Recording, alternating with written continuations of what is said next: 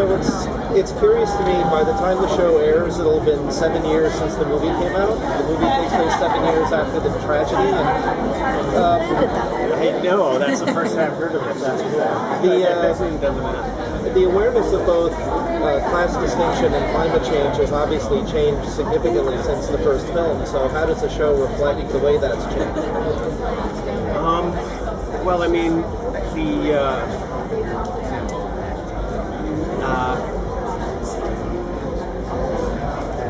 that's, the sort of angst of the original graphic novel. There was a lot of actual sort of angst about nuclear power in it.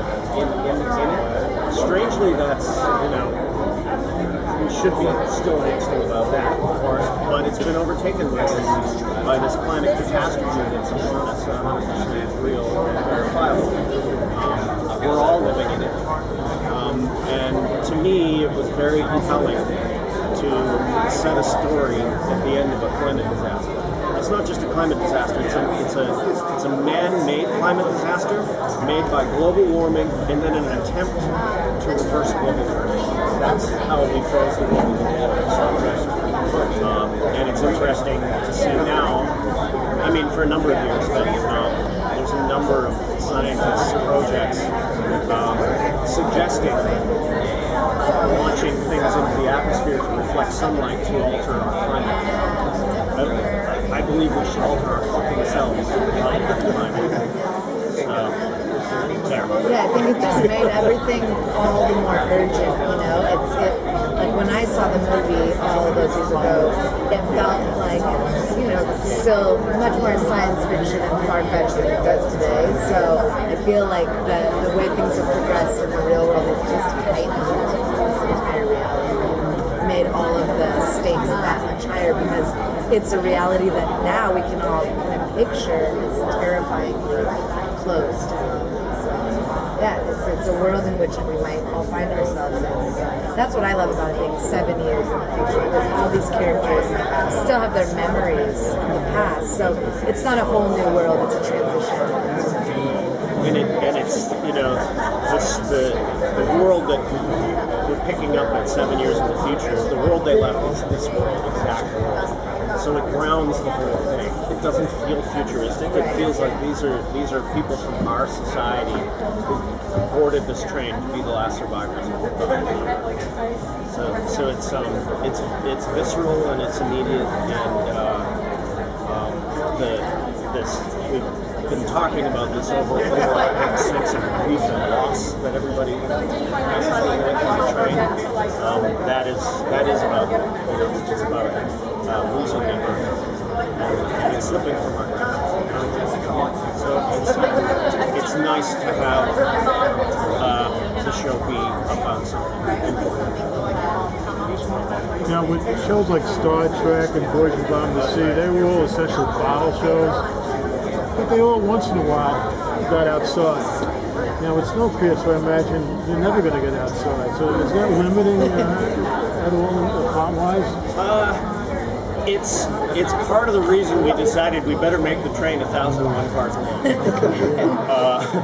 But in Director Bond's film, it had that wonderful sense of what's beyond the next door. You would open the door and you'd be like, wow, that's on the train. And we keep that as well. So we keep a feeling of space and discovery. And I won't say we will never go outside the train. In dealing with the class issues on the train, do you delve into it all how other issues impact class, gender, race, things like that, or is it just I think it's got flavors of all of those things, but the train imposes this class, and it's like the class structure has been imposed across our other,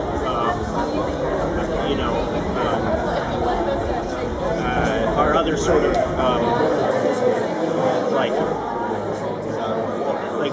it's been imposed upon our own racism. It's been imposed upon discrimination against same-sex or LGBTQ stuff. Some of that stuff, it feels like on the train, has been allowed to evolve sort of a little bit beyond where we were. There are certain things that are more acceptable in this world of survival, I think.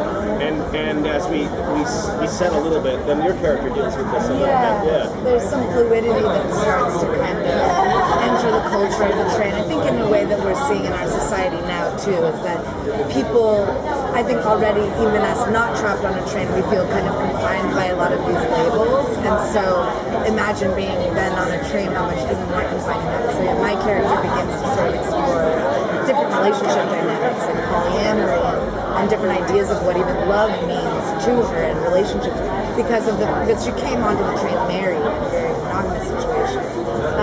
But anyways, to go back to your question, it's a really diverse cast, and so it's like we see some really great representation that way, but I think kind of like what you're saying as well, it's skewed in this world because it costs so much money for you to get a ticket on this train in the first place.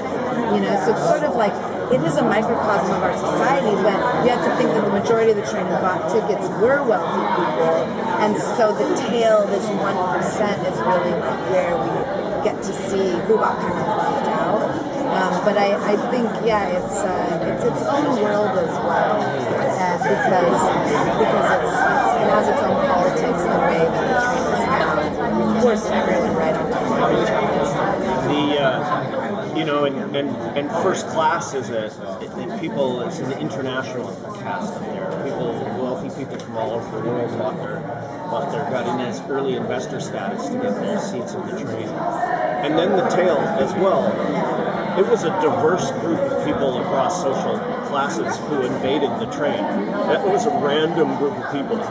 So that's a society that was diverse from its inception and has grown together to create their own society from what would have been a diverse slate of people, both politically, class, race, etc. Is the murder case, or is the murder going to be part of the story the whole season, or is it just the door to open, is it only to open the door to the rest of the train? I think that it is it's a way into the story, but that the mystery of the murder permeates the whole season. You're going into this, coming from a source material graphic novel and then the film, turning this into a series now. To what degree, are you looking forward to exploring beyond what has been covered? And is there any pressure to sort of, appeal to fans who already love the previous the film and the graphic novels to be true to their? No, there's now that we're into our second season, it feels good that our world stands on its own 2 feet now. We can tell stories from within our world because we know these characters and the dynamics are really rich now. So it really draws on the movie, and I really leaned on the movie for tone and excitement. And then the graphic novels are tremendous. We're taking some characters, we're taking big philosophical ideas that are in the graphic novels, but the series has now become its own beast, and I think we're pretty happy with that. I think we're proud of that. But I do think it's a very cohesive sort of franchise now with the novels, with the movie, and with the television. They're very different, but they're very complementary.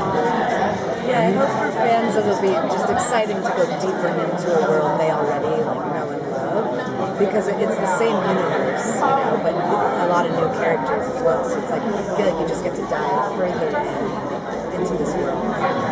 I took I think it's the third graphic novel in the preface. The writer wrote to Rochette, the artist who did all of them, to ask what makes a great Snowpiercer story. And I don't have that quote here, but it's essentially it was like it listed the political struggles and upheavals about migration and immigration and the threat of nuclear power, nuclear disaster, and went through all these things. But then it said at its heart, it's a hardcore action adventure story with the hope of a better world, and that's like I think that's the torch that we carry. There's just one plot point that bugs me because I can't figure it out. The train goes around the world. Yes. How do you get over the oceans? I said one plot point that bugs me because I can't figure it out. Yeah. The train goes around the world. How do you get over the oceans?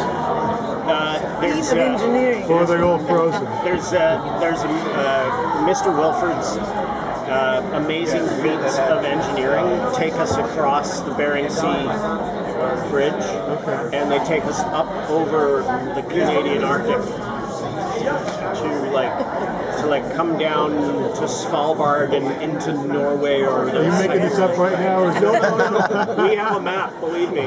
Yeah, there is a route, and the train passes through numerous environments. We go through the Amazon. We're in mountains. We're in destroyed cities. So the outside environments, these CG environments that are created, make the world pretty cool. Okay, I'll buy that.